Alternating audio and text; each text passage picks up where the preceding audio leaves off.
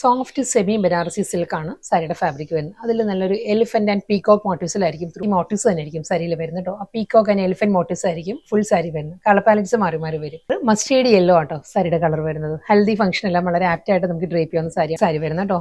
Red and golden ആ ഒരു elephant motives and peacock മോട്ടീവ്സിലായിരിക്കും. ഫുൾ ജെറ്റ് ബ്ലാക്ക് ആണ് സാരിയുടെ ബേസ് കളർ വരുന്നത്. സെയിം സ്റ്റൈലിൽ തന്നെ അതേ വേർട്ടിക്കലായിട്ട് തന്നെയായിരിക്കും സാരിയുടെ പാറ്റേൺ. നെക്സ്റ്റ് കളർ വരുന്നത് റാണി പിങ്കിലും അതേ സ്റ്റൈലിൽ തന്നെ കേട്ടോ.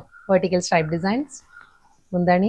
അടുത്ത കളർ നല്ലൊരു മെഹന്തി ഗ്രീൻ ആട്ടോ സാരിയുടെ കളർ വരുന്നത്. മെഹന്തി ഗ്രീനിലും സെയിം സ്റ്റൈലിൽ തന്നെ. അടുത്ത കളർ പേൾ ക്രീം ആണ് സാരിയുടെ ടോൺ വരുന്നത്. നല്ലൊരു ബട്ടർ ക്രീം ആണ് ഷെയ്ഡ് വരുന്നത്. അതിലും ആ ഒരു വെർട്ടിക്കൽ സ്ട്രൈപ്പ് ഡിസൈൻസിൽ തന്നെയായിരിക്കും. നെക്സ്റ്റ് സാരി പീകോക്ക് ഗ്രീൻ ആണ് സാരിയുടെ ടോൺ വരുന്നത് കേട്ടോ. സെയിം സ്റ്റൈലിൽ തന്നെ അതേ പാറ്റേൺ. നെക്സ്റ്റ് കളർ ഒരു ഡാർക്ക് പിസ്ത ഗ്രീൻ ആണ്, ഒരു യെല്ലോ ടിൻറ്റഡ് പിസ്ത ഗ്രീൻ. നെക്സ്റ്റ് കളർ നല്ലൊരു വയലറ്റ് ടോൺ ആണ് സാരി വരുന്നത് കേട്ടോ. അതിലും സെയിം സ്റ്റൈലിൽ തന്നെ ആയിരിക്കും. നെക്സ്റ്റ് കളർ പറയുകയാണെങ്കിൽ കാർബൺ ബ്ലൂ ആണ് സാരിയുടെ ആ ഒരു ബേസ് കളർ വരുന്നത് കേട്ടോ. വളരെ അഫോർഡബിൾ പ്രൈസ് റേഞ്ചിൽ വളരെ ബഡ്ജറ്റ് ഫ്രണ്ട്ലി ആയിട്ട് നമുക്ക് ഡ്രേപ്പ് ചെയ്യാൻ പറ്റുന്ന ഒരു